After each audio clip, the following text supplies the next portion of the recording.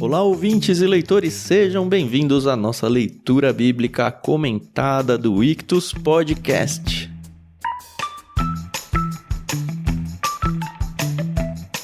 Eu sou o Thiago André Monteiro, @vulgutan, e estou aqui com muita alegria para a gente começar um novo livro. Depois de um ano de trabalhos aí, trabalhando em cima do Gênesis, a gente concluiu esse livro e eu espero que você, ouvinte, tenha aproveitado cada minuto de cada episódio que a gente disponibilizou para vocês. Mas a gente segue aqui na nossa saga, que vai demorar um pouquinho mais do que um ano para terminar, junto com, graças a Deus, Thiago Moreira e Carol Simão, que continuam firmes e fortes aí no propósito. É isso mesmo, pessoal?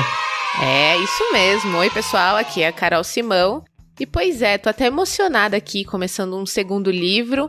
E muitas pessoas vieram me questionar se a gente ia seguir com o Êxodo.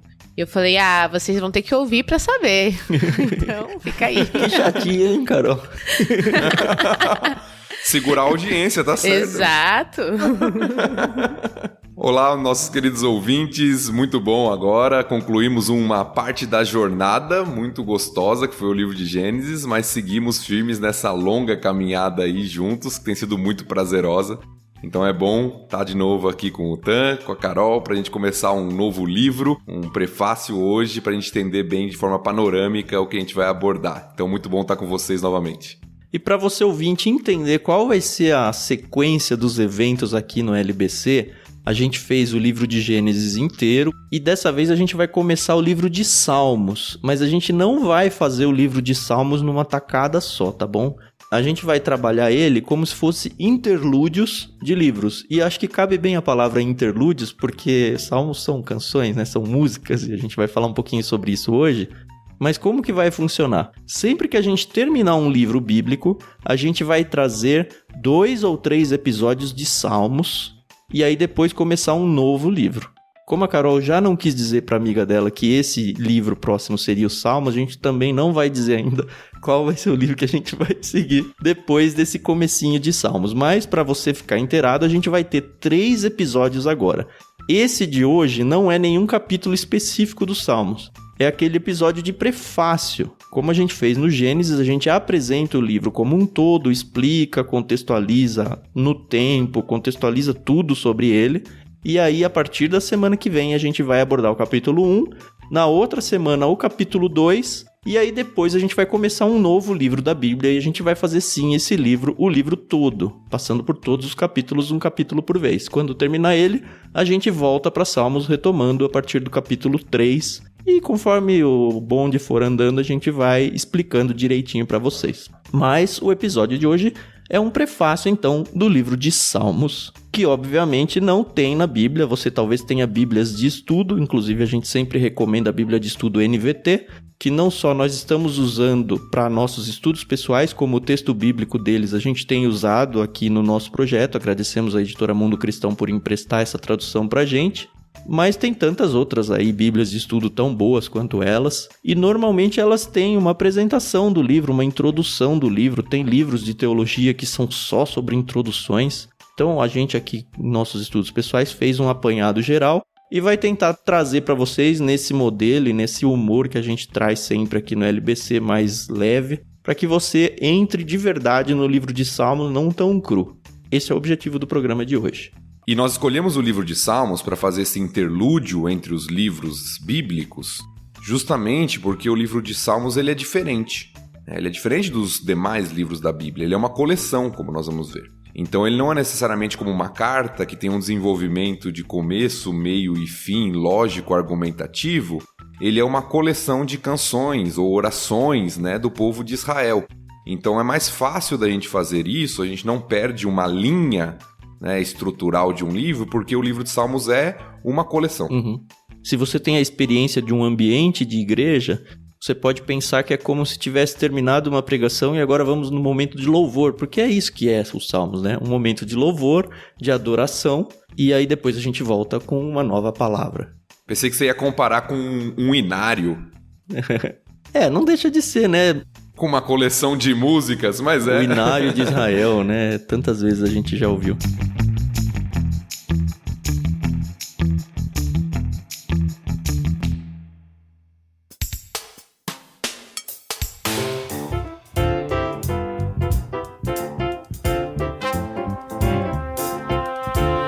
acho que a gente tem que começar explicando o termo, né? O nome do livro. A gente já viu no Gênesis, por exemplo, que, se não me engano, era a primeira palavra lá do livro, né? Isso. Bereshit. No princípio. No princípio. E aí a gente vê Salmos. Salmos não é uma palavra comum na nossa língua portuguesa, assim. A gente não usa isso para outros contextos. Mas se a gente for olhar, ela é uma transliteração, né? Uma adaptação do grego para a língua portuguesa. A gente já explicou que tem a famosa Septuaginta, que é a versão grega do Antigo Testamento, bem antiga e tal. E nela o livro é chamado de Psalmoi. E também tem um outro título também vindo do grego alternativo. Se você é de um meio de igreja, você provavelmente já ouviu falar sobre a palavra saltério, como substituta mesmo de Salmos. Ninguém fala o livro de saltério, né? Fala o livro de Salmos, mas o saltério é usado como um substantivo próprio, assim. Que também é uma palavra grega que é psalterion. Então, falar o saltério ou os salmos é equivalente, tá bom? É a mesma coisa. Sim. E a palavra salmos, ela tinha a ideia, né, de um cântico e geralmente acompanhado por instrumento de cordas. E essa era a ideia original da palavra, né, que foi dita aí pelo Tiago, né, o psalmoi aí, que é um plural, né, salmos. Isso é algo que eu sempre tento corrigir, mas as pessoas têm o hábito já na igreja, né? As pessoas, o dirigente de culto geralmente fala assim, abra sua Bíblia aí no Salmos 119. Não, Salmos é plural, se é um só, é salmo. O livro é dos Salmos, porque são vários, né? Mas cada capítulo é um salmo, então às vezes a gente acaba se confundindo um pouquinho nessas questões. Mas a palavra tinha essa ideia de um cântico acompanhado por um instrumento de corda e depois ficou de forma mais genérica como o cântico de louvor mesmo. Né? Esse é o significado do termo, do título que nós temos, né? Que veio do grego, como o Tan falou, mas na própria origem hebraica, os próprios judeus que mantêm o termo hebraico, né, para o livro significa também tem essa expressão, chama o livro dos louvores em hebraico. Esse é o título em hebraico, né, o livro dos louvores. Então isso já nos mostra um pouquinho da ideia do livro. Nós estamos diante de cânticos, vamos ter algumas orações também no livro dos Salmos, mas a maioria são cânticos que Israel cantava ao Senhor. A gente vai ver que tem vários tipos de cântico. Mas era um hino realmente de gratidão, de louvor, de adoração, de petição, tudo em forma poética de louvor a Deus. Né? A poesia hebraica, óbvio, não a língua portuguesa, como a gente também vai falar. O Tiago falou, porque eram instrumentos de corda. Como é que a gente chega nessa informação assim, né? Tem alguns títulos que vão dar algumas ideias disso, mas a palavra psalô, que é muito próxima aí de psalmos, significa dedilhar.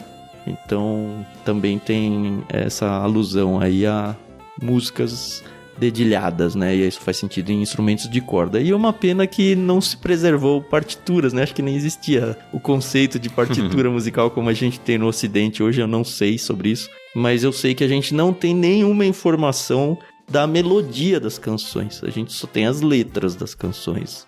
Dá pra gente falar que Davi foi um dos principais autores desse livro, né? Eu sei que ele não foi o único, mas a gente encontra muitos cânticos, né, de Davi. Sim, nós temos cânticos de Davi. Tem até uma discussão a respeito disso, né, quando a gente fala de autoria.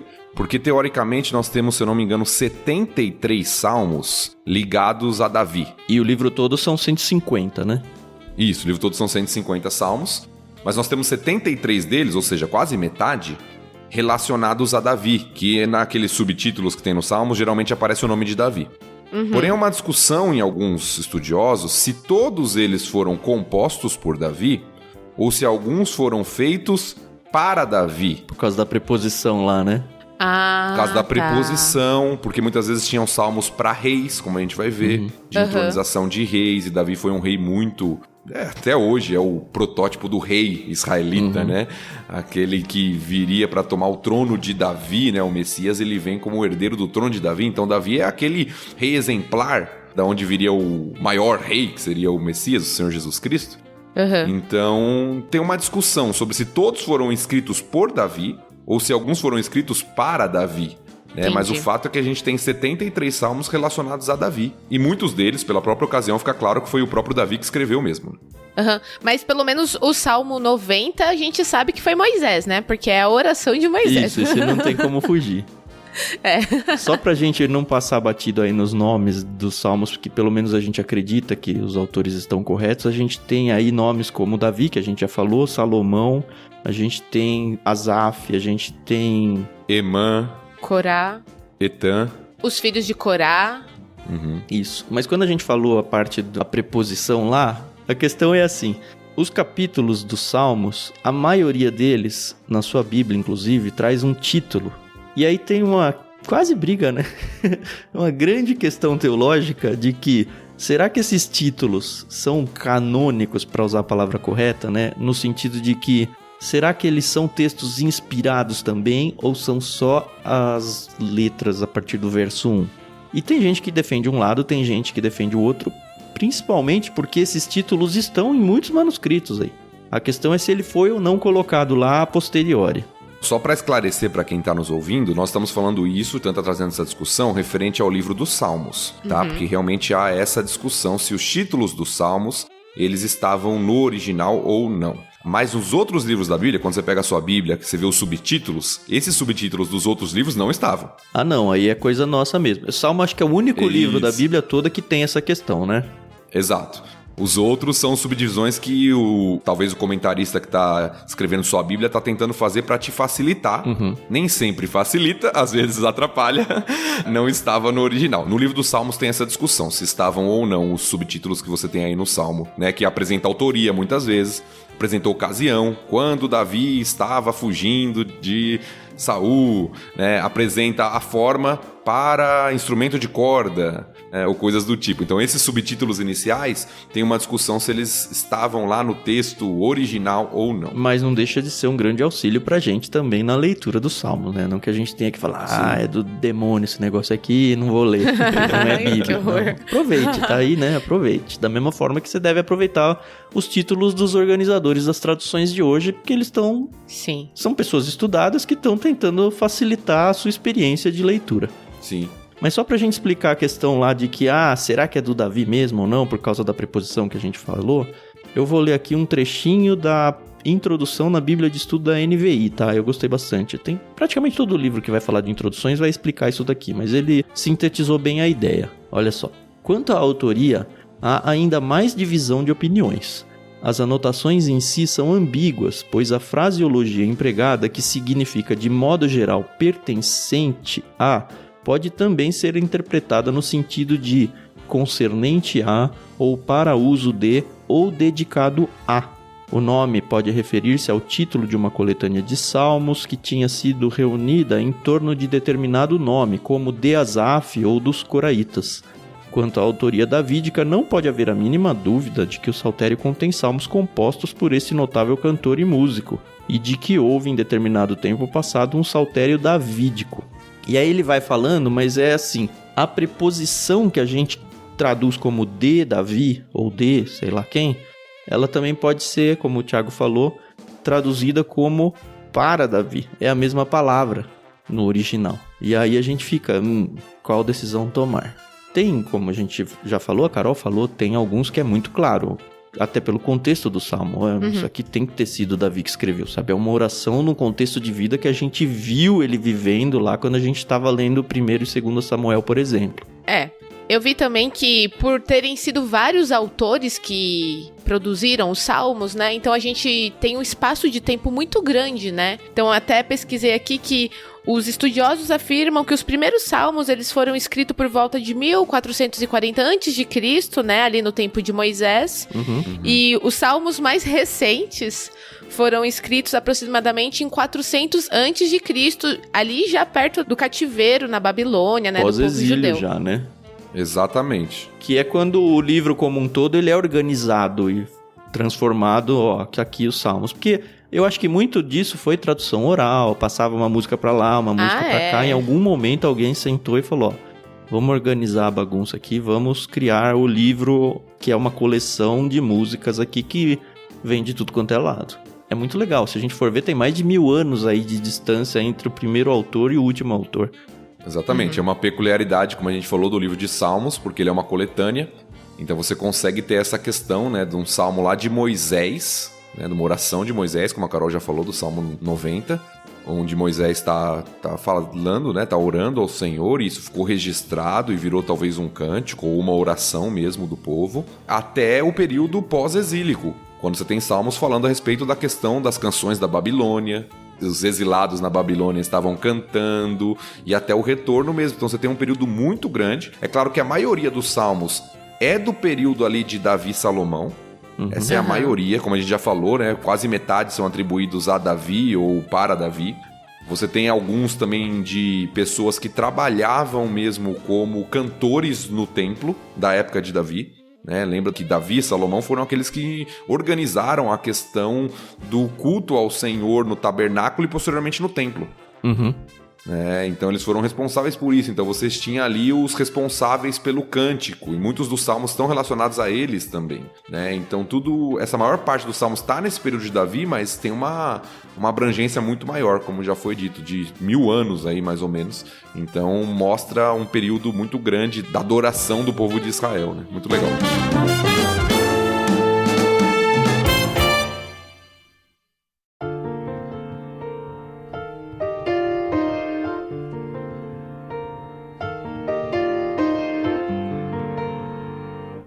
Agora eu surgi aqui uma curiosidade que eu li e é aquela coisa que a gente nunca presta atenção, né? Que Salmos são 150 capítulos, mas ele é subdividido em 5 livros, né? Exatamente. É aquela coisa, né? Eu lembro que uma vez eu ouvi que os Salmos, alguns, agora vocês vão me corrigir se são todos, se são alguns, seguem uma ordem alfabética. Não em português, né? Não vai de A a Z. E isso eu sempre achei muito legal, e que pena que eu não leio em hebraico, porque acho que faz toda a diferença. Mas esse negócio de ser dividido em 5 livros, acho que vocês vão até falar mais e melhor. Eu li que tem alguma coisa a ver com o Pentateuco. É o que dizem, né? É o que dizem. Só primeiro para responder a questão da Carol, que não são todos os salmos. Alguns salmos são escritos em forma de acróstico. Talvez o mais famoso seja o 119. Sim.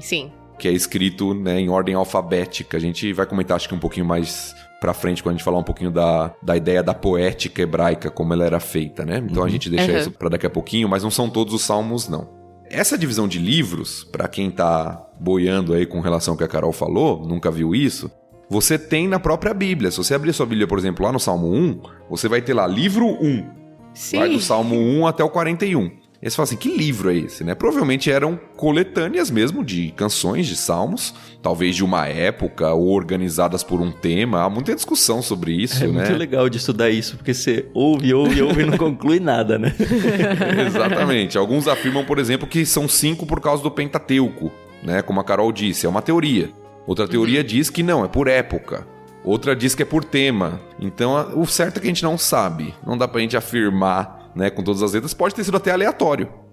Vamos organizar esses aqui. Fechou um livro. Fechou um inário. Depois fechou outro, juntou tudo. Ficaram 150. Então existem várias teorias sobre os temas dentro de cada livro, mas o certo é que é dividido por 5 livros aí dentro do que a gente chama de livro dos Salmos. O livro 1 vai do 1 ao 41, capítulo 1 ao 41. Livro 2 do 42 ao 72. Livro 3 do 73 ao 89. Livro 4 do 90 ao 106. E livro 5 do 107 ao 150. Você vê que não há um padrão simétrico. Tantos salmos em cada livro. Não, há diferença. Eles eram organizados e depois foram juntados todos num grande livro que a gente chama aí do livro dos Salmos, né? Isso dá pra ver claramente que, de fato, essa divisão existe, principalmente por causa dos seus últimos capítulos, né? Eles sempre terminam com o que a gente chama de doxologia, que é praticamente um estilo literário, né? Não o salmo inteiro, o último, mas é a ideia de você dar uma glória a Deus muito maior do que você já vinha dando nos outros. Você vai fazer uma dedicação final a Deus. Todos eles eu acho que terminam com amém. Alguns até 2 vezes amém, amém. Aleluia e amém. As duas expressões são muito comuns, né?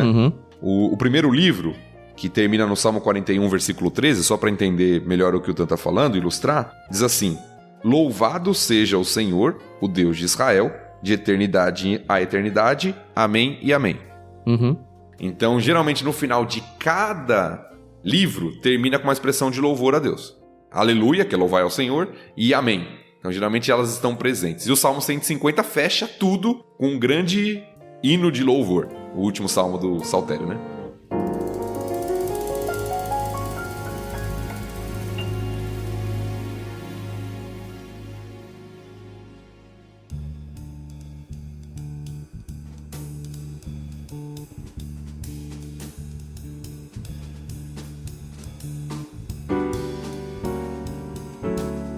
Eu li em algum lugar também, Thiago, que parece que, apesar de todas as bíblias aí protestantes ou católicas, elas chegarem em 150 no total, não necessariamente em todos os casos a quebra é a mesma. Isso pra mim era sempre uma confusão muitas vezes, quando eu ia pegar algum comentário, e aí deixa eu abrir no salmo tal, aí eu falo, não, mas não é isso. Nada a ver esse salmo aí. Não tem nada a ver, não, era outro, né? Tinha passado um, então sempre tem essa diferençazinha aí entre a Bíblia protestante e católica, mas o conteúdo é o mesmo, é mais uma questão de divisão mesmo. Eu acho que vale ler aqui esse trechinho também para não ficar muito vaga a ideia. Olha só. Na sua edição final, o Saltério continha 150 salmos. Quanto a isso, a Septuaginta, que é aquela versão em grega do Antigo Testamento, e o texto hebraico concordam, embora cheguem a essa cifra de modo diferente. A Septuaginta tem um salmo a mais no fim, mas não com numeração separada, como o Salmo 151. Além disso, une os salmos 9 e 10 num só salmo. E aí, é super no começo, né? Então você vai com a contagem descasada a partir do 10 já. E faz o mesmo com os salmos 114 e 115, dividindo os salmos 116 e 147 em 2 salmos cada um. É estranho que tanto a Septuaginta quanto o texto hebraico numerem os salmos 42 e 43 como 2 salmos, embora fique evidente que originalmente eram um só. Então, assim, são só divisões textuais, nada pra gente se preocupar e falar, olha, aqui tá errado, aqui tá certo. Não, você vai ter o mesmo conteúdo, só dividido um pouco diferente. A gente vai seguir no nosso LBC aqui com o que vai aparecer dentro da NVT, que é o que a gente tá seguindo no projeto. Exato.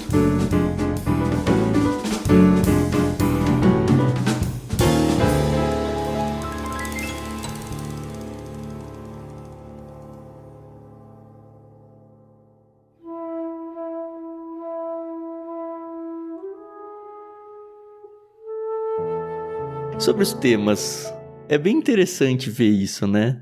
Muita gente tenta explicar essa quebra dos 5 livros, por tema, ou por época, ou por várias coisas, e aí sempre não dá certo por algum motivo. Esse salmo aqui não devia estar aqui, devia estar para lá e tudo mais. E de fato não temos nada fechado dizendo, olha, é isso. Mas que tipo de tema a gente pode encontrar nos Salmos? E tem muita gente que acha, por exemplo, que os Salmos é um livro de orações. E não deixa de ser, né? Mas ele é muito mais de canções do que de orações. Concordam? Discordam? É hora de vocês reclamarem. O que a gente pode afirmar é que é um livro poético, né? Do começo ao fim. É um livro que usa poesia, a gente vai falar um pouquinho sobre isso. E, majoritariamente, composto de canções. Temos algumas orações que talvez viraram canções. A gente não sabe ao certo. Tá? Mas talvez viraram canções. Mas majoritariamente é um livro de cântico mesmo, que provavelmente, certamente, Israel, quando estava reunido para culto, para adoração ao Senhor, cantava. Alguns salmos indicam, inclusive, isso. Quando você chegar ao templo, cante ao Senhor. Alguns são convites ao louvor, à adoração no templo. Como a gente faz em nossos dias hoje, né? Algumas músicas que convidam ao louvor quando você está na igreja, né? Sim. Vem, esta é a hora da adoração. Ou outras músicas que convidam ao participante do culto ali, ao adorador, a louvar ao Senhor. Então o livro de Salmos tem muito disso. Eu acho isso muito legal, porque aqui falando como uma pessoa que toca no grupo de louvor da igreja e tem essa parte, às vezes a gente tem uma pobreza tão grande nas letras de algumas músicas novas, que, poxa, a Bíblia tá tão recheada, os salmos estão tão recheados de músicas boas, vamos a esses, pessoal. É biblicamente correto. E tem de tudo um pouco, né? Tem salmos de lamento, onde as pessoas lamentam, tem salmos que me assustam um pouco, que são os salmos imprecatórios, né? Que ele praticamente agride alguém. Ele fala mal, morram seus infiéis, sabe? Eles falam, cara, isso aí tá na Bíblia. Está, e a gente vai lidar com isso quando chegar a hora. Tem orações, como a gente falou, tem petições, tem pessoas desesperadas pedindo ajuda de Deus, tem situações onde a pessoa tá reclamando que o ímpio prospera e nós que somos seus servos só nos damos mal. Tem de tudo um pouco. E essa beleza é muito legal, né? Eu tava lendo um pouco sobre a teologia que existe dentro dos Salmos. E eu gostei muito de um livro que ele falou, olha, a teologia, ela é muito rica dentro dos Salmos. Mas ela é colocada de um jeito totalmente diferente do resto. Ela não é exatamente histórias, como a gente passou em Gênesis. Mas ela não é um livro de teologia sistemática, sabe? Onde eu pego um assunto e aí eu vou explanar sobre aquele assunto. Ela é quase uma teologia relacional entre o salmista e Deus. Então a gente aprende sobre atributos de Deus, a gente aprende sobre teologia mesmo, conceitos teológicos, mas na vida comum, na vida doída do dia a dia. Isso torna a coisa até mais bela. Eu gosto de uma fala de um pai da igreja, Atanásio de Alexandria, quando ele fala dos Salmos, ele diz o seguinte, né? A maior parte das escrituras fala a nós. Os Salmos falam por nós. Então eu gosto dessa definiçãozinha que ele faz, porque mostra muito desse caráter do Salmo mesmo. A gente se identifica muito com os Salmos. Sim. Até hoje é um dos livros mais usados, mesmo sendo distantes de nós historicamente, até muitas vezes contextualmente, diferente do nosso contexto atual, as pessoas amam os Salmos, as pessoas gostam de ler Salmos, as pessoas têm até superstições com Salmos, deixam um Salmo aberto em casa porque acham que tem algum poder espiritual e tal e coisas do tipo, mas as pessoas elas se fascinam com os Salmos porque é um tipo de literatura realmente diferente, não é um ensino pra mim. Parece que eu me identifico muitas vezes com a oração do salmista. É como se eu estivesse fazendo aquela oração. É como se eu estivesse fazendo aquele cântico. E é por isso que a gente se apropria disso como oração, né? E sabe o que me faz pensar, Tan e Pastor Tiago? A gente leu um livro chamado Oração da Noite, de uma autora anglicana. E nesse livro, ela cita muito sobre as completas, que são orações que os anglicanos fazem. Eu não quero me aprofundar porque eu não sei direito o que é, não quero falar besteira. Mas o Tan falou uma coisa que é verdade, né? A gente pode pegar esses salmos como orações, obviamente que não todos, né? Não é pra desejar que a morte de ninguém, nem... Ah, eu desejo de vez em quando, tipo. Carol. Bom, tá certo. Mas logo em seguida eu peço perdão pra ele e a gente resolve. No fim eu falo, amém. Deus, se o salmista pôde falar isso, por que eu não posso? Bom... A Carol até se perdeu. É só uma piada, Carol. Só uma piada. Não, eu sei. É que a gente perde até a linha do raciocínio aqui. Mas o que eu tô querendo dizer é que a gente vê que os salmos, eles estão aqui pra nos orientar, pra nos abençoar, né? É a palavra de Deus, né? Então, às vezes o pessoal pode falar, eu não sei orar. Então, lê salmos ali, que ali se aprende, entendeu? Mais uma vez, não deseja a morte do amiguinho, tá? Mas perdão. Do inimiguinho... Não, mas isso que a Carol falou é interessante. Eu faço a minha leitura diária da Bíblia, né? Então eu tô passando por todos os lugares, mas eu sempre termino o meu momento de leitura lendo um salmo.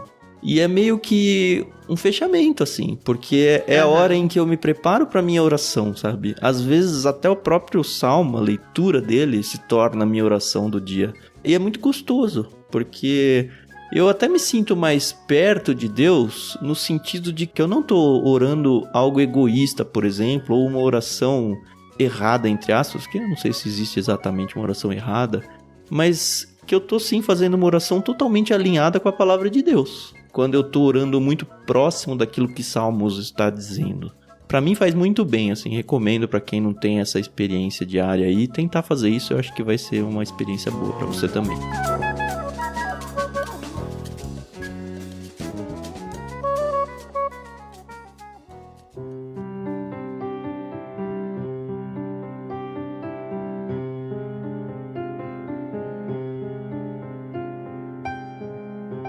Então, eu acho que a gente pode, para ficar bem didático para quem tá nos ouvindo aí, claro, de maneira breve, para não estender muito o episódio, mas essa questão que você falou dos tipos de salmo, eu acho muito interessante dar alguns exemplos, né, para os nossos ouvintes aí, né?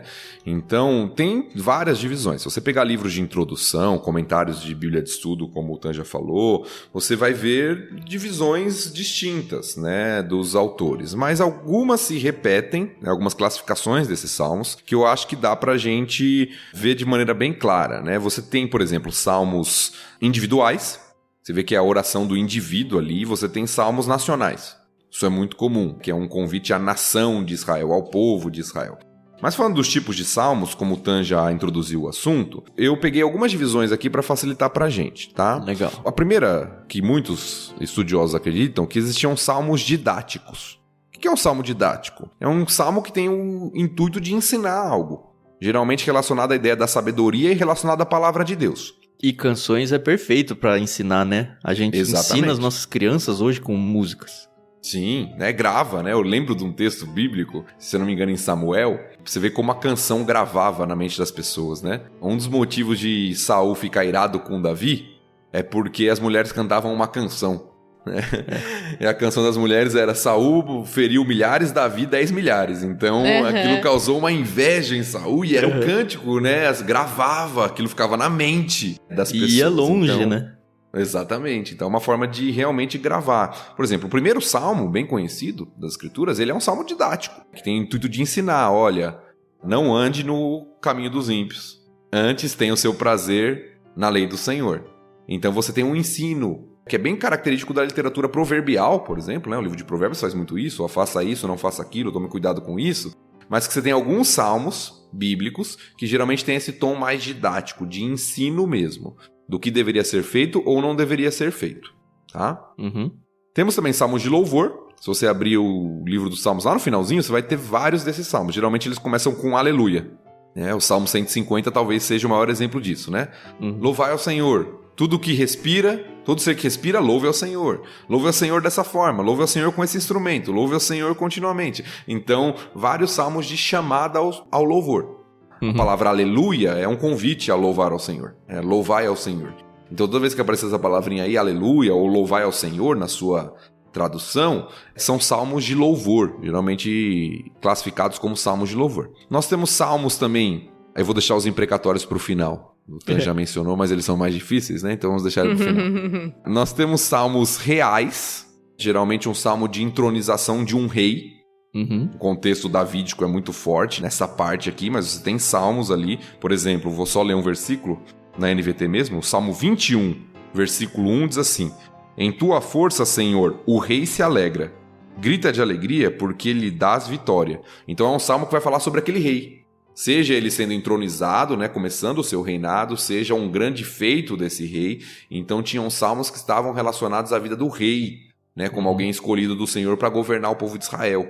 Então você tem esses salmos reais, né, que são chamados por muitos autores. Você tem salmos de gratidão, agradecendo ao Senhor pela colheita, agradecendo ao Senhor pelos feitos históricos do Senhor sobre o povo. Então salmos que vão render graças, né, ação de graça, render graças ao Senhor porque Ele é bom, a sua misericórdia dura para sempre. Esses salmos que vão destacar a gratidão do povo por algum feito do Senhor. Você tem salmos de arrependimento, talvez o mais famoso seja o 51. Que é o que fica aberto com as páginas amarelas na sala das pessoas, né? Não.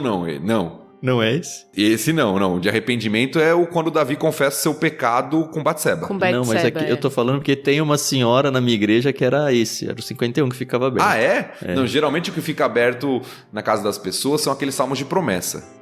24. O Senhor é o meu pastor, nada me faltará. 23. A Carol tá 23 na Bíblia também, da mas Vulgata. geralmente aqueles salmos que a gente lê assim, acho que é 91, né? Aquele que habita no esconderijo do Altíssimo. 1000 cairão à sua esquerda, 10.000 à sua direita, tu não serás atingido. Então, geralmente, são esses salmos, assim, que a pessoa fala assim, é isso aqui que eu tenho que deixar pra trazer bons fluidos. Adivinha qual que ficaria aberta na minha sala, né? Ixi. Então, isso é superstição, meus irmãos. Você está nos ouvindo, isso não tem poder nenhum. Algumas pessoas fazem, mas não é a ideia, evidentemente, dos salmos, né? Então, salmos de arrependimento são salmos de quebrantamento. Né? Davi começa: Senhor, pequei contra ti somente, o Senhor é justo no seu julgar comigo, né? E ele vai se derramando ali, mostrando seu arrependimento, seu pedido de perdão ao Senhor. O Salmo 51 é o maior exemplo, mas temos outros. Temos salmos de confiança, como por exemplo o Salmo 46, o salmo que Martinho Lutero se inspirou para escrever Castelo Forte. A música, né? Exato. O Senhor é o meu auxílio, minha fortaleza. Né? Então, salmos de confiança no Senhor, na proteção do Senhor. Temos salmos nacionais, como a gente falou, que se referem à nação de Israel como um todo, cantando o Senhor abençoa Sião, né? E vários termos assim mais nacionais. Salmos de petição, que são muito comuns. o salmista pedindo algo ao Senhor. Senhor, né, ser misericordioso, Senhor, olha a minha aflição, né, vários salmos de petição. E, como a gente disse, para o final, os salmos imprecatórios. Mas antes de você falar do imprecatórios, aí tem dois que meio que estão englobados no que você falou, mas pelo menos para mim, eles são muito destacados, assim. Que é aquela sequência dos salmos de peregrinação, os salmos de romagem, que eles dizem. Sim, caminhando para o templo. Que é um momento histórico muito específico de Israel, quando eles finalmente estão voltando do exílio para o templo, né, para Jerusalém. Quando a gente chegar lá, a gente vai explicar muito bem o contexto dele. Eu acho muito bonito, pelo menos, a questão de estou voltando para casa, sabe? Eu estou voltando para a minha terra, estou voltando a louvar e a adorar nesse local que eu nunca deveria ter sido expulso. É uma sequência, assim, mais pro final lá do livro dos Salmos. Salmos de romagem, e tem alguns colocam ou não dentro dessa lista que o Thiago falou, que são salmos messiânicos, né? Que não deixam de ser salmos proféticos, onde você consegue ler ele com o olhar daquele contexto onde ele foi escrito, mas depois da vinda de Cristo você vê que na verdade ele estava professando sobre a vinda de Cristo, e essa dualidade nos textos bíblicos e nos salmos também acontece algumas vezes. Eu acho maravilhoso. A gente vai chegar lá também em casos assim. Isso, geralmente são salmos reais que falam sobre o rei e que, na verdade, têm o seu cumprimento pleno em Cristo. Os autores do Novo Testamento usam muito isso. Isso. Aliás, a gente esqueceu de mencionar, né, que o livro de Salmos, ele, dos livros do Antigo Testamento, é o mais mencionado no Novo Testamento. Até de maneira, como o Tan disse, muitas vezes como uma profecia messiânica sobre o rei que viria, né? Salmo de Davi, por exemplo, né? Disse o Senhor a meu Senhor. E outros textos são usados no Novo Testamento para mostrar essa expectativa do verdadeiro rei que viria para governar sobre o povo de Israel, né? O Messias prometido. E aí nós temos os salmos imprecatórios, que são os mais difíceis para nós hoje, né, por causa do seu contexto na visão cristã nossa, extremamente agressivo e quase num pedido de vingança mesmo. Eu quero só ler 2 versículos aqui para você, para ilustrar. É ele que tá lendo, hein? Não sou eu. Se você não tá familiarizado com o termo, o Salmo 137, versículos 8 e 9 termina assim: Ó Babilônia, você será destruída. Feliz é aquele que lhe retribuir por tudo o que fez contra nós. Feliz aquele que pegar suas crianças e as esmagar contra a rocha. E acaba, né? Isso que é muito louco. E acaba. Não tem puxa, me arrependi de dizer isso. Não me arrependi de nada, é isso aí. Você lê esse salmo, você fica assustado. Porque nós estamos acostumados com os ensinos de Jesus a respeito do perdão. De dar outra face, né? Do dar a outra face, de uma série de coisas. Mas isso é Novo Testamento, né? Cara, a gente brinca, mas tem tanta gente que fala, é o Deus do Antigo Testamento. É o mesmo Deus. Não mudou o Deus do Antigo e do Novo, sabe? Eu não gosto quando as pessoas falam isso. Se é uma coisa que eu quero quebrar no LBC, é essa maldita frase. Não, o Deus do Antigo Testamento era outro. É uma abordagem muito simplista, que tenta resolver o aparente problema de uma forma muito superficial, né? Até porque algumas pessoas falam, não, Deus do Antigo Testamento era de ira, o Deus do Novo Testamento é de graça. Você vê graça o tempo inteiro no Antigo Testamento. Às vezes mais do que no Novo. E você vê ira e disciplina no Novo Testamento. E julgamento no Novo Testamento. Ananias e Safira, por exemplo, tá? Exato. Essa divisão não existe, na verdade. A Carol brincou, evidentemente. É brincadeira, tá, pessoal? Mas é um texto que nos incomoda muitas vezes, que nos deixa meio desconcertados, porque você olha assim e fala, uau, né? O que está acontecendo aqui? Como o salmista está desejando isso? E não só isso, isso é inspirado por Deus e está revelado a nós na sua palavra. Através do Salmo aqui. Só que a gente perde um pouco o contexto, talvez nos ajude, talvez a não resolver todos os problemas, mas a entender, né, o que está acontecendo. Então, nos Salmos imprecatórios, o que está acontecendo? Está acontecendo é que o salmista, geralmente, ele está expressando um desejo de que Deus seja o vingador e haja em favor do povo dele que está sendo oprimido. Você vê isso não só nos Salmos.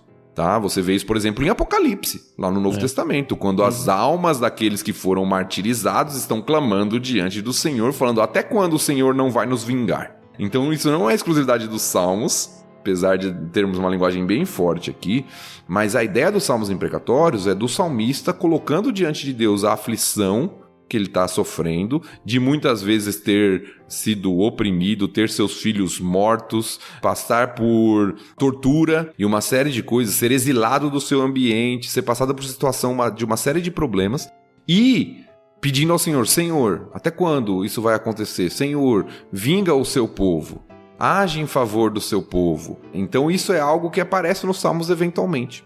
É claro que nós hoje podemos olhar para esses salmos e ver todo o contexto, como a gente falou, de Israel, do povo de Deus sendo oprimido e uma série de coisas. Mas também nós precisamos equilibrar, né, nesse sentido, a ideia que até que a gente falou e o que foi feito na cruz, por exemplo. Eu gosto muito de pensar dessa forma.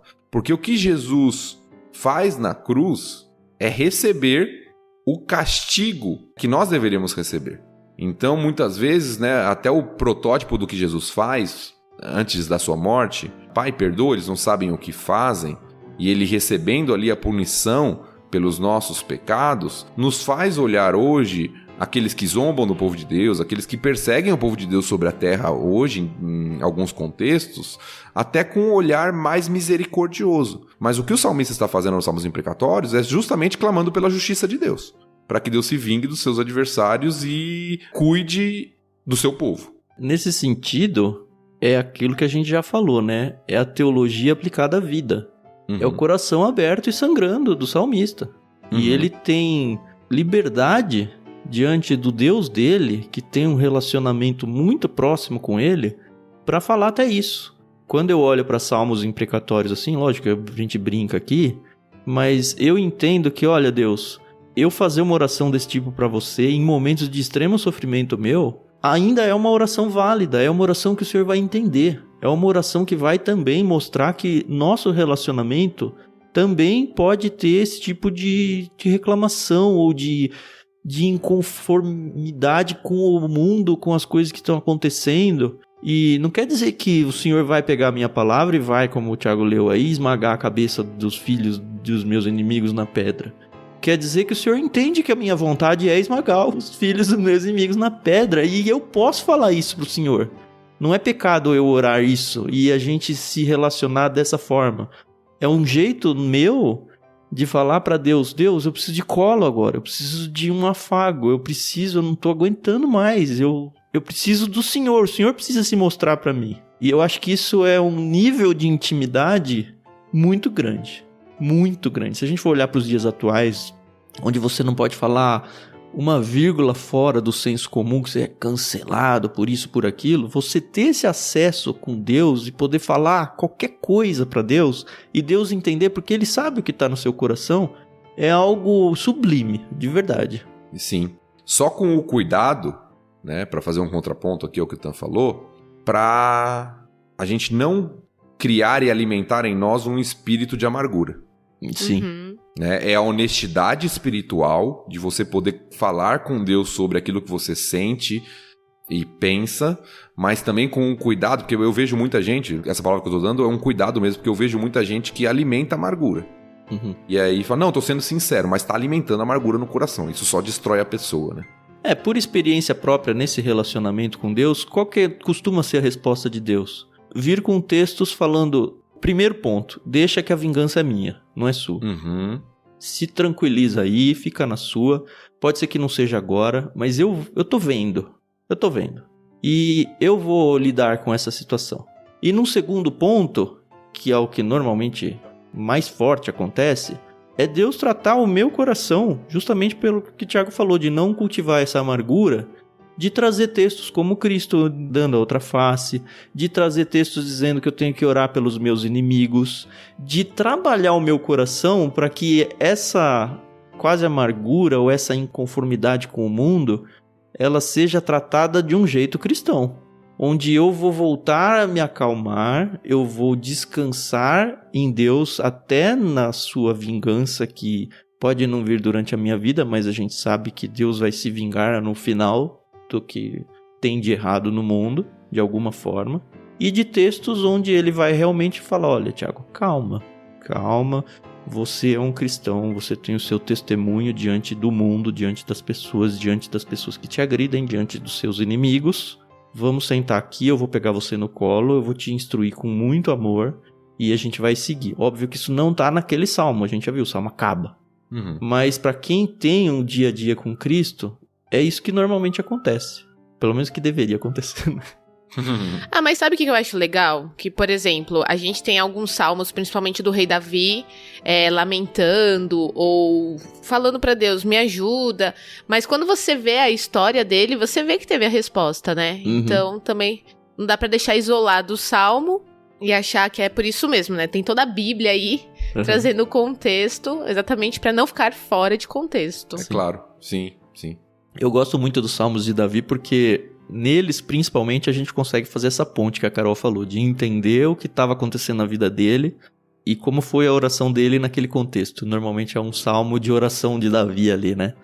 E aí você percebe por que o Davi era tão errado na vida, e ele foi tão errado quanto Saul pra mim, assim. Ele fez coisas horrorosas na vida. Mas por que ele foi considerado o homem segundo o coração de Deus? Porque ele tinha realmente esse arrependimento genuíno, ele buscava a vontade do Senhor e fazia suas estripulias, como a gente também faz, né? Eu acho que é a ideia que os próprios salmos apresentam, né? Um coração quebrantado, Deus não despreza, né? Saul, diante do seu pecado, endureceu o coração. Davi, diante do seu pecado, se quebrantou, né? A diferença, ela é gritante nesse sentido.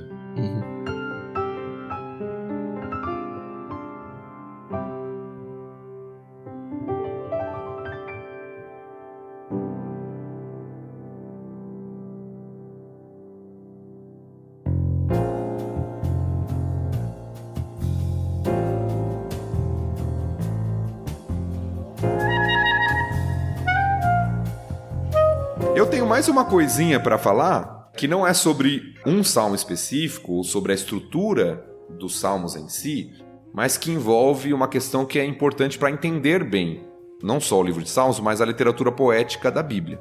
Então acho que a gente poderia passar rapidamente para explicar os principais tipos de características da poesia hebraica, porque isso facilita quando o leitor está lá diante dos salmos, né? Sim, principalmente porque ela é muito diferente do nosso estilo literário ocidental, né?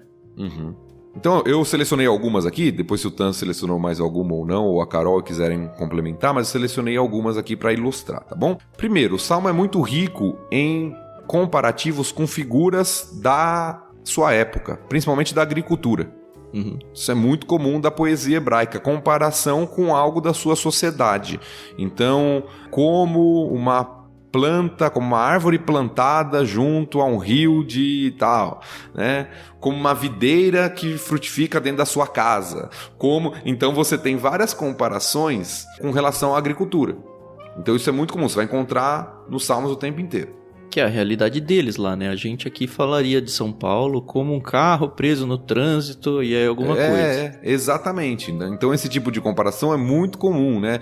Como a corça anseia por águas, a minha alma anseia pelo Senhor. Então esse tipo de comparação nos Salmos você vai ver o tempo inteiro acontecendo e usando o que a gente chama hoje de metáfora muitas vezes, né? Deus é sol e escudo. Você não vai interpretar isso literalmente, como Deus sendo o sol, ou como sendo um escudo. Que escudo? É de madeira? É de ferro? Que tipo de escudo que é? Não, ele está usando uma metáfora para falar de atributos de Deus com aquele que protege, né? Deus é o escudo, é aquele que me protege.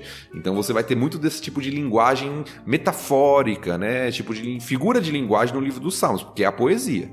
Diferente de uma carta que está mais preocupada com as proposições e tal, né, a respeito de Deus, seus atributos, né? Deus é um Deus que protege, Deus é protetor. No Salmo vai falar Deus é escudo, porque é uma linguagem poética, tá? Já foi citado até pela Carol que alguns salmos, eles têm o que a gente chama de acróstico, que é cada linha, cada frase ou um bloco de frases começa com uma letra do alfabeto hebraico. O maior exemplo disso é o Salmo 119. Se você tiver com a sua Bíblia aí, no Salmo 119 aberta, pelo menos a maioria das versões, elas vão ter algum subtítulo aqui, né? Você tem aqui o Salmo 119, aí começa Aleph, antes dos primeiros versículos, que não é um nome, tá bom? Algumas pessoas chamam Aleph, né? Mas Aleph é a primeira letra do alfabeto hebraico. Isso. Todos os versículos do 1 até o 8 começam com essa letra. Começam com Aleph. Depois, a partir do 9, vem Bet. que é a segunda letra, seria o nosso B. Todos os versículos de 9 até o 16 começam com Bet. Depois Gimel, Dalet. Por isso que o Salmo 119 é tão longo, porque cada 8 versículos começam com uma letra, e eles fazem isso para o alfabeto inteiro. Isso. E aí tem outros salmos onde você tem um verso para cada letra, tem uns que tem 2 versos para cada letra e assim vai. É um estilo literário belo, né? Exato, isso que eu ia falar. Você começa a perceber a beleza não só de conteúdo, mas de literatura das escrituras e dos salmos aqui. É algo pensado, bem composto pelos autores aqui. Nós temos também o que muitos autores chamam de paralelismo. É uma característica marcante da poesia hebraica, tá? Paralelismo, como o nome já indica, é a ideia de algo em paralelo. Ideias em paralelo, né? Isso, ideias, e muitas vezes com uso de sinônimos. Então, por exemplo, você tem aqui, deixa eu pegar um exemplo só para ilustrar para você, o Salmo 119, 105, que é muito conhecido. Lâmpada para os meus pés é a tua palavra e luz para o meu caminho. Lâmpada está em paralela com luz, então você tem esses paralelos. Lâmpada para os meus pés, luz para os meus caminhos. Então você tem um paralelo aqui. Não está falando duas coisas diferentes. Uma está reforçando a outra. Isso é importante para eu entender os salmos, porque muitas vezes as pessoas vão criar conclusões erradas quando você está num paralelo. Você pode ser até ter uma posição diferente da minha, né? No que eu vou falar. Por exemplo, eu sou dicotomista. Acredita que o ser humano tem a parte material e a parte imaterial. Você, ouvinte aí, pode ser até tricotomista e achar que tem corpo, alma e espírito, não tem problema. Mas muita gente usa um texto para defender isso que não poderia ser usado, que é um paralelismo.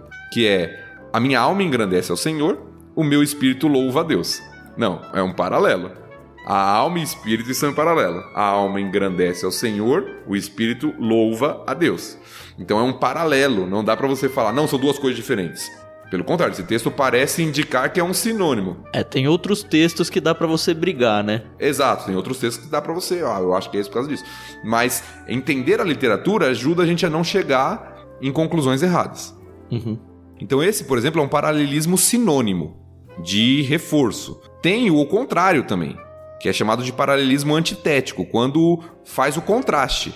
Por exemplo, o Salmo 1, bem conhecido, a gente já citou, ele termina com um contraste, com um paralelismo antitético, que muitos chamam aí. Lá no versículo 6 do Salmo 1 termina assim: pois o Senhor guarda o caminho dos justos, mas o caminho dos perversos leva à destruição. Então você tem um paralelo, só que inverso. O Senhor guarda o caminho dos justos, mas o caminho dos perversos levará à destruição. Então você tem um paralelismo também, só que agora não reforçando a mesma ideia, mas mostrando o contraste entre um e outro. É um outro tipo de paralelismo. E às vezes isso não tá num verso, né? Isso às vezes está distribuído ao longo do salmo todo. Então, tanto o paralelo quanto o contraste acontece, sei lá, no primeiro verso contra o último verso. Tem alguns modelos aí, eu acho que tem um nome certo para isso que eu não me lembro, onde ele vem construindo camadas. É a linha, B linha. A gente já falou isso em algum episódio do Gênesis, mas no... Isso é o quiasmo. Vai ter isso. O quiasmo é aquele que faz a estrutura de espelho. Começa com A, B, C, aí volta. C, B, A. É o paralelo. E muitas vezes tem um D único sem paralelo no meio, que é justamente aquilo que você quer destacar, né? Normalmente Exatamente. Algum atributo de Deus ou alguma coisa assim. Às vezes você tem aquela estrutura de moldura no salmo também. Começa e termina com a mesma frase. Louvai ao Senhor. Aí tem o salmo e termina com louvai ao Senhor. Como se fosse uma moldura de um quadro. Sim. Né? Ele tem essa ideia também. Você tem paralelismo também, que muitos chamam de paralelismo progressivo, que vai acrescentando ideias num paralelo. O Salmo 1, novamente, talvez seja o mais conhecido. Bem-aventurado o homem que não anda no conselhos dos ímpios, não se detém no caminho dos pecadores, não se assenta na roda dos escarnecedores. É uma progressão. Ele não anda, não para, não se detém, não se assenta. Está progredindo a ideia do que aquele homem não deveria fazer, né? No Salmo 1 ali. E o quiasmo, como o Tan falou, que muitas vezes é no salmo todo, mas às vezes é até num versículo. Por exemplo, o Salmo 91, 13, só para ilustrar a ideia do quiasmo. Quiasmo vem de uma palavrinha grega, tá? Tomou esse nome posteriormente, que é a palavrinha ri. Que é uma letra, né, do alfabeto. Letra, desculpa, eu falei palavra, né? A letra ri do alfabeto grego, que é em forma de X. E a ideia do quiasmo é essa mesmo. Você faz o A, depois o B e o A. Então fica em formato de X. né? E o Salmo 91:13 é um exemplo disso, num versículo. Às vezes tem numa estrutura toda, como o Tan falou, mas num versículo. Diz assim: você pisará leões e cobras, esmagará leões e serpentes debaixo dos pés. Então, ó, pisará leões e cobras, esmagará leões e serpentes com os pés. Então, pisar e pés, leões e cobras, leões e cobras. Então, você tem essa inversão, né, que é uma forma literária também, poética, dos Salmos e de outros tipos de literatura poética da Bíblia. Então, tudo isso é só para ajudar no entendimento e enriquecer e ver a beleza que tem no livro dos Salmos. A gente, na medida do possível, a gente vai trazer todas essas informações, capítulo a capítulo, que a gente for trabalhando aqui no LBC, né? E o legal é que pode ser que a gente perca uma coisa ou outra aí ao longo do caminho, e você, ouvinte, já sabendo ou descobrindo aí nos seus estudos, traz pra gente lá no Telegram. A gente tem um canal no Telegram onde a gente quer justamente conversar esse tipo de coisa com vocês. Pra fazer parte é de graça, é só acessar t.me/leitura bíblica comentada e, como nós, ir comentando as escrituras também. É isso aí.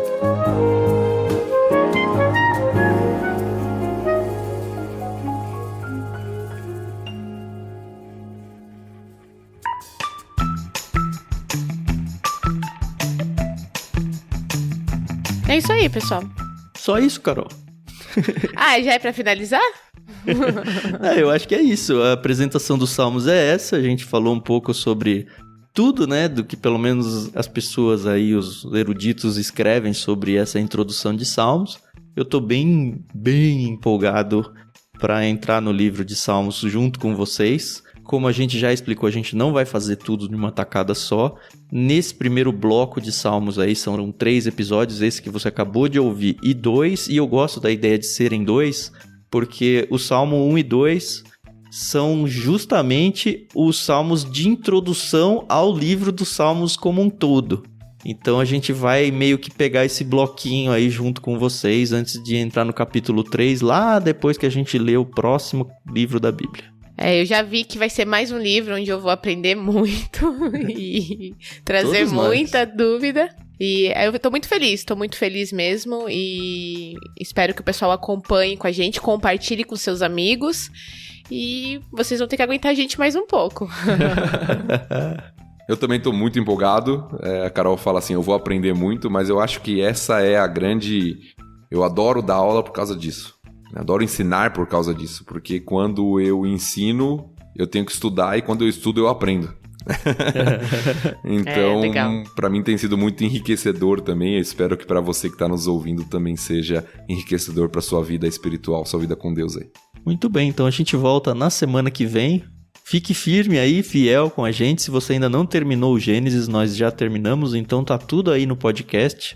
Você pode ouvir tanto pelo nosso site, ictus.com.br, quanto procurar por Leitura Bíblica Comentada em qualquer aplicativo de podcasts aí.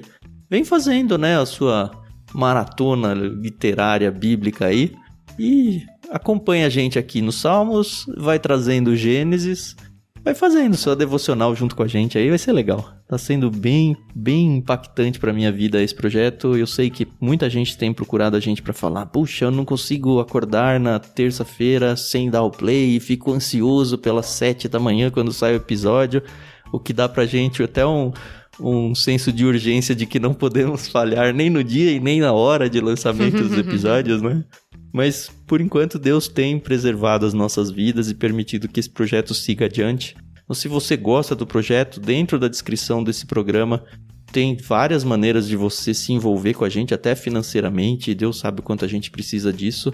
Dê um carinho aí pra gente, pare aí o que você está fazendo para ler aí a descrição e saber como você pode ajudar. E como a Carol gosta de levantar sempre, eu acho que ela tem toda a razão nisso, lembrem-se sempre de orar por nós, tanto pelo projeto como um todo, mas por cada um de nós, o Thiago, a Carol e eu, porque o inimigo tá aí às portas, atrapalhando a vida e incomodado com isso que a gente tem feito. Então, realmente, nós precisamos da proteção de Deus para seguir adiante com tudo isso. Sempre que você se lembrar, então, ore por nós, se envolva com a gente, e eu espero que possamos continuar abençoando a vida de vocês. Muito obrigado e até semana que vem. É isso aí, pessoal. Obrigado pela paciência, pela audiência e até semana que vem. Até a semana que vem. Salmo 1, já estude aí, faça a sua leitura junto também para que a gente possa comentar e aprender junto na semana que vem. Até a próxima.